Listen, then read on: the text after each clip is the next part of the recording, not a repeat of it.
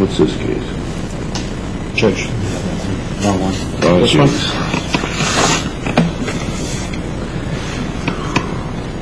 Charles Copeland and Gloria Copeland versus Jeremy Thompson, 45 CO1, 1311 CT, 155. Our motion correct errors? Yes, sir. Ready to proceed? Yes, sir. Sabinas, you ready to proceed? Okay.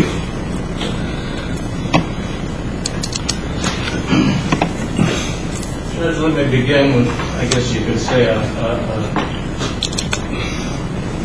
housekeeping matter.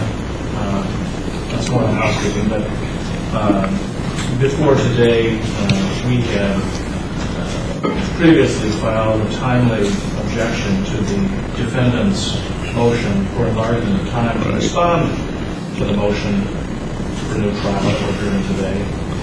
And there is noting that under the rules, the time to file a statement in response to our motion cannot be extended under Trial Rule 62, and the time to file a statement in response is clear under 59E. So the motion that we filed was to vacate the order of October 5th that mistakenly granted enlargement of time. The October 5th order has to be vacated under the trial rules. And number two, for the same reason, defendant's statement of opposition for a motion from the trial, which was due under trial rule 59, filed not later than October 9th. It was in fact filed October 21, which would be 12 days late. Must likewise be stricken. We moved for that to be stricken as well. If the court, we have submitted proposed orders for both of those motions. If the court has not already granted these two motions as it must under Trial 6, I have orders that we get today, and it has, again, if they're not already been granted. I didn't see that, but if it hadn't been, then they need to be granted on our record. Ironically enough, as far as our substantive motion is concerned, ironically enough, the result of granting these two motions that I just mentioned, at least as far as the record goes, would be in effect as far as the paper file is concerned, an unopposed motion for a new trial. Today, for the most part, I'm going to stand on the filings that were submitted to the court seeking a new trial. But I wanted to comment on a couple of things.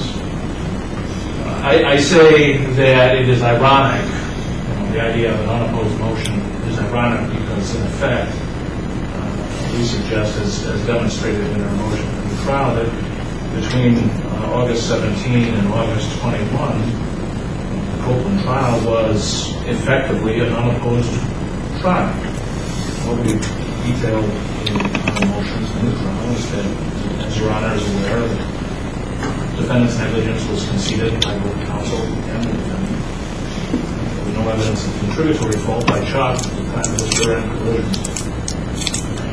There was unopposed medical evidence from experts, multiple experts in fact, regarding the injury that Chuck suffered, his neck, his left shoulder, his back, and unopposed evidence concerning the causal connection between the crash and the injuries. There was unopposed damages evidence from both laypersons and experts alike concerning the damages that flowed from those injuries demonstrated within the results of the defendant's negligence. Some of those experts were doctors, economists, lay damage witnesses, including family, friends, co-workers at the time, and former co-workers. Evidence of literally millions of dollars of economic harm, and at least that much of non-economic harm, which, given Chuck's age and the fact that there are permanent injuries, and it's not all that much, actually. In opposition to this, The only witness that was offered by the defense was the defendant himself, who did little more than confirm his fault, and offered no witnesses to counter the several expert witnesses and many lay witnesses that were presented to prove the case. So, to the extent that the relief that we seek here is appropriate where a verdict is against the manifest weight of the evidence, we would say that the verdict here by the jury was against all of the evidence in the case. We say there really was no opposing evidence. There was some argument, but where you have fault conceded by opposing counsel and the defendant, and the opposing counsel even concedes the closing argument that some damages are appropriate. If we said very much, I think I made reference to medical care immediately following the crash. There was some argument about Chuck's back history, but that doesn't really, that's not undone when you've got two medical experts saying that the damages being claimed were, that this car crash was a proximate cause of the damages sought. And there wasn't a single witness that challenged the injuries to the left shoulder or the neck and all the medical care that was received for those and expected to be received in the future. So even if one agrees that the verdict is not against all of the evidence, we say it's against all the evidence, if somebody disagrees with that, certainly when the court considers the evidence in its capacity as a 13th verdict, should, under the case law, the standard rulings of such motions, surely we can agree that this verdict was against the manifest weight of the evidence, days and days of evidence. Surely, a contrary verdict, one for the plaintiff in some amount, should have been reached by this jury. This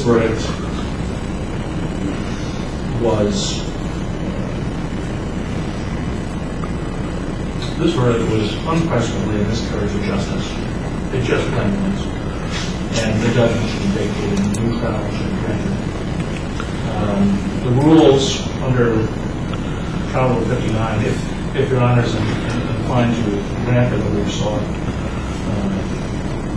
under Trial Rule 59J1, a plaintiff would offer to submit a proposed order, both on paper and on disc. I know such motions are, or orders on such motions can be arduous for the court.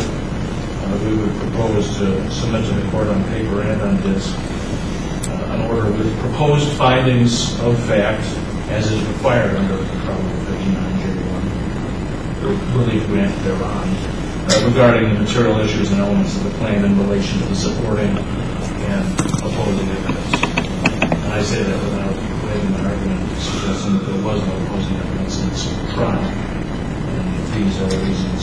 As to the other items set forth in the motion, we'll stand on our written brief and we'll shut and vote what we seek today is what we were seeking at trial, and that is fair and reasonable compensation for the harm proven by the evidence that resulted from the negligence of the defendant, and that justice they were denied by this jury in this case. So we ask for Your Honor in the capacity of the 13th jury to write that vote and grant the motion. Mr. Tobias.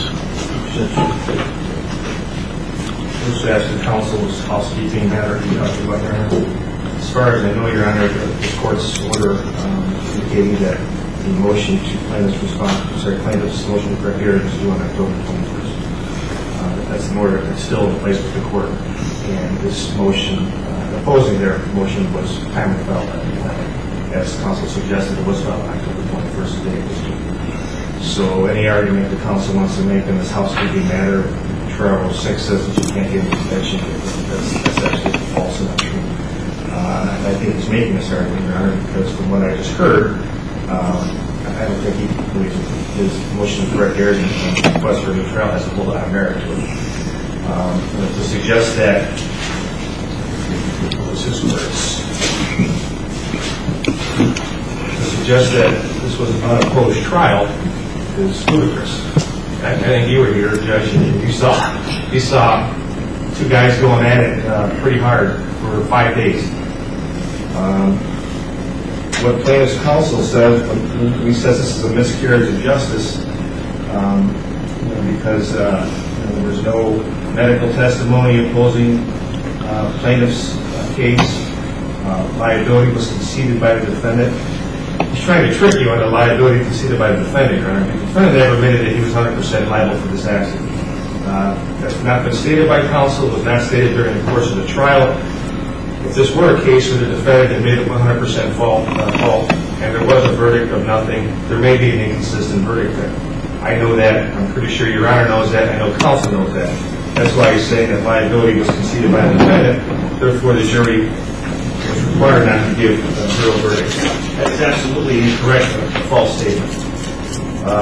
As far as the quote-unquote unopposed medical, he's suggesting that the defendant has the burden of proof. He's shifting the burden of proof to the defendant, Your Honor. Plaintiffs have the burden of proof. The reason why the plaintiffs weren't believed in this case, Judge, is numerous. I know why they lost this case. If you take this case away from a jury, Your Honor, that's a miscarriage of justice. The jury decided this case because it is, Judge. This is a minor car accident, a very minor car accident. They didn't bring up accident reconstruction as in. I didn't even think he needed to be for an accident reconstruction as in. But when he said during opening statement that this was a violent car crash, then he started causing some problems for this case. And then when you put the picture of the plaintiff's vehicle up in the top left corner of Your Honor's screen there, again, it was suggested by the defense that they were trying to hide the less than severe impact. He tried to say that there was damage to the undercarriage of the vehicle. No evidence to support that. So you got two plaintiffs here, Judge. You got one plaintiff, Mr. Copeland, Chuck Copeland, lost his temper immensely during the course of the trial, if you remember that. He got very angry. As his version of the accident, he said that his vehicle stopped gradually, as opposed to my guy saying he stopped suddenly.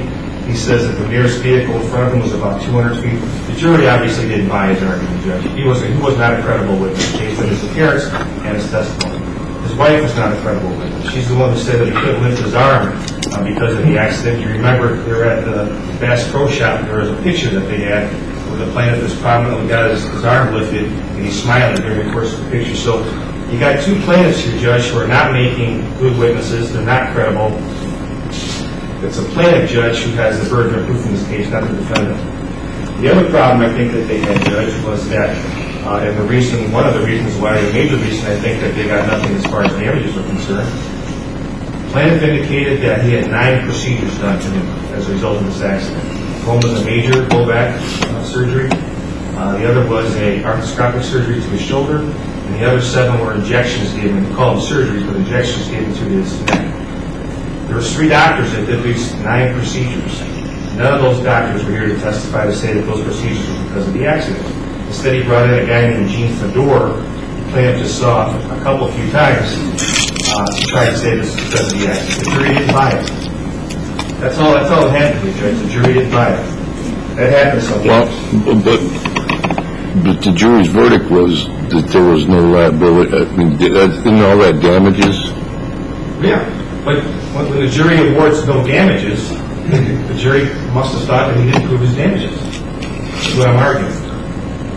No, but they didn't award no damages. They awarded no liability. Yeah, they didn't even get the damages.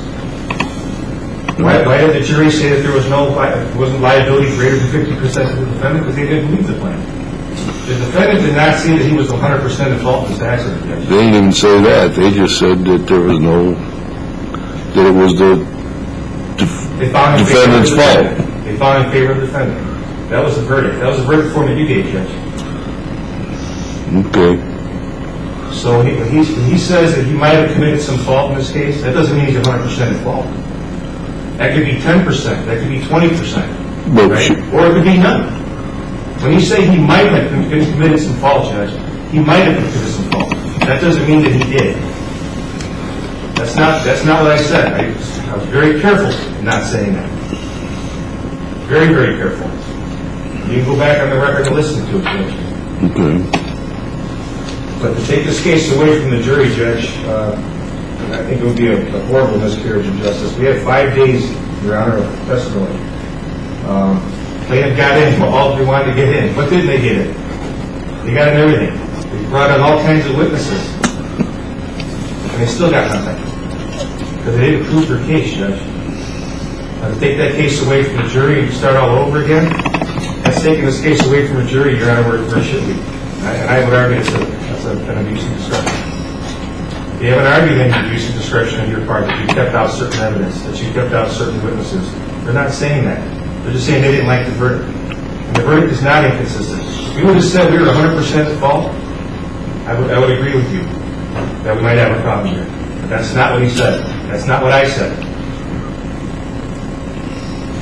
And Your Honor, when they asked for the partial judgment on liability during the course of the trial, you denied it 2 times, Your Honor, twice.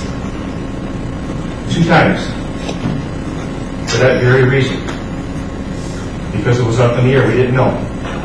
So now to go back down for Your Honor to say, okay, well now, I'm going to order a new trial because, he admitted that he might have been partially at fault. That's changing what the court's already done, and it's changing what the jury has already decided. They asked for Mr. Conover asked for you, he asked for a partial judgment on liability. If you remember, that's in his brief. He asked for it twice. You denied it both times. For that very reason, why we're sitting here right now, and why you're maybe contemplating why to give them a new trial. And that's not the case, Judge. It's not proper. Plaintiff's counsel's indication in their motion that, again, the defendant used evidence that was not disclosed.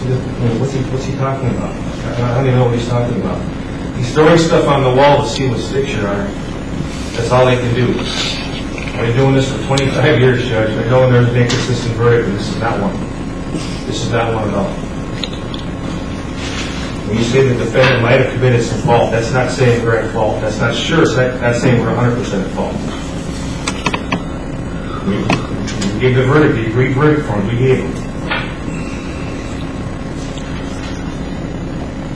So I believe that the arguments given by counsel as to timeliness should be denied, and the submitted order should be denied. The arguments as to the jury verdict apparently has to be an inconsistent. He still doesn't present any case law to say how a person who says that they admit they might have committed some fault and the jury gives them nothing, how that could be an inconsistent verdict. I haven't seen that.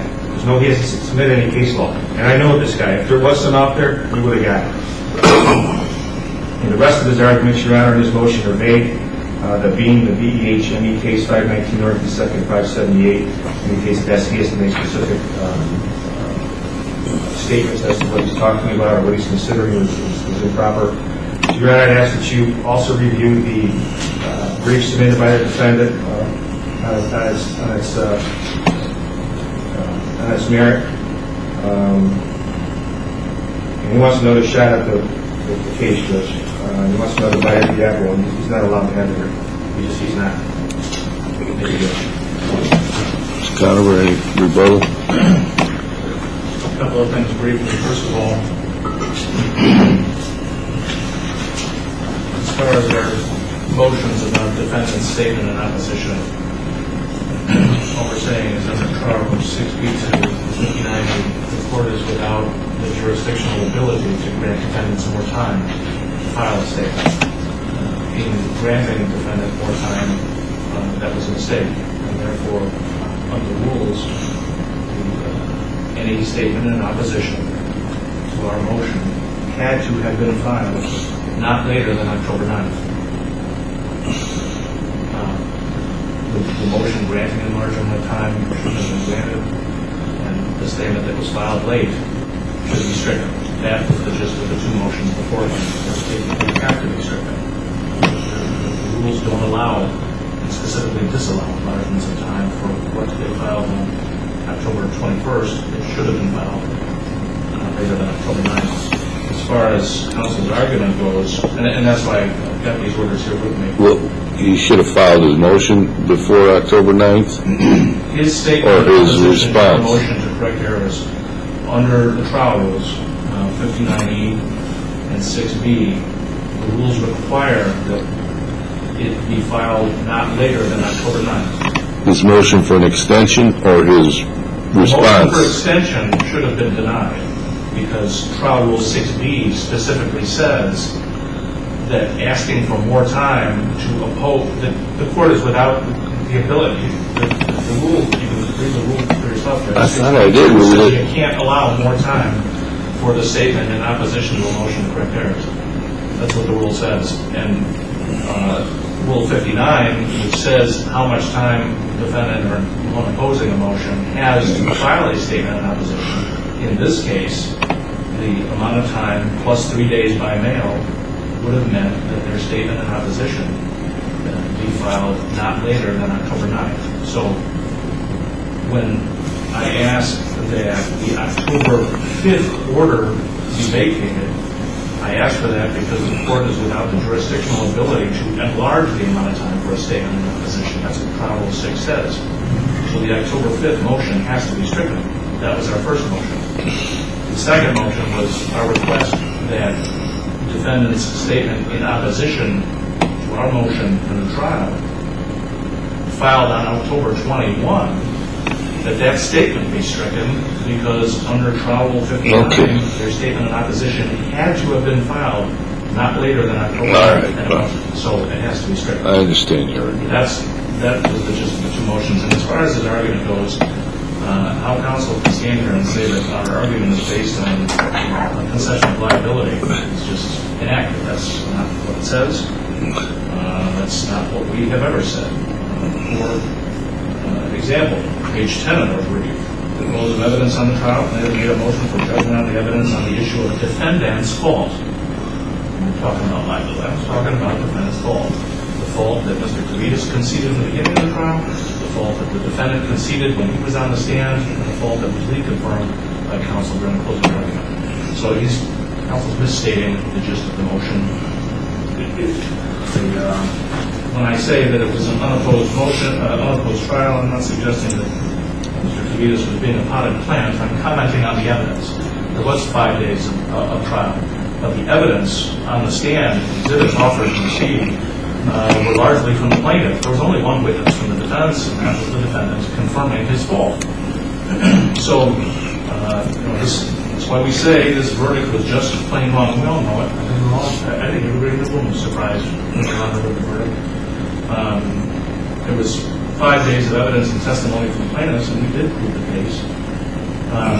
So let me just, I'm not going to repeat everything I just said. Let me simply say that every court in Indiana, actually every court everywhere, is responsible for the inherent justice of the judgments that it renders. We were all surprised by the verdict because the evidence that was offered and received at the trial of this case compels a different result. There absolutely should have been a finding against the defendant. There was no evidence of contributory fault on the plaintiff. The defendant admitted as much that he didn't do anything, that Chuck didn't do anything that made the defendant tailgate him. He admitted that he was following too closely. It wasn't just a question of, I might have some fault. He admitted fault and said, I was following too closely. And that's what led to the collision. The evidence compels an opposite result. Chuck and Gloria were denied fundamental justice in this trial. And in your capacity as the 13th juror, reflecting on the evidence that was heard in this case, as I said before, when we asked at the beginning of this case, what I asked for today was justice for Chuck and Gloria. We asked that the judgment be vacated and that the matter be set for a new trial, and we could submit an order on paper and disc with proposed findings of fact as is required. It's absolutely required under 59J. We could do that. If Your Honor is inclined to grant the motion, we could submit such an order within 14 days that details the material elements in relation to the supporting and opposing evidence for Your Honors. Okay. Why don't you both submit proposed orders with findings and conclusions, and I will want to review the briefs and the review the rule again. I thought thought I had the discretion to do that. But I'll recheck that. So, Mr. Vitas, how much time do you need to submit your findings? And That's Mr. Connell, Judge. I'm afraid to agree to something and then have to file a motion. all right, let's get it straight today. How much time do you need, sir? I would request 14 days, 21 days. Obviously, the proposed order I'd be submitting is a little more involved than Mr. Vitas's. All right, And I don't know what your schedule is. 14 days will be fine. All right. Mr. Vitas, 14 days? What is exactly do you want us to file, Judge? Well, since I have to make findings and conclusions, Findings of fact, conclusions as well? yeah, in a proposed order form. Okay? All right. Thank you. All right.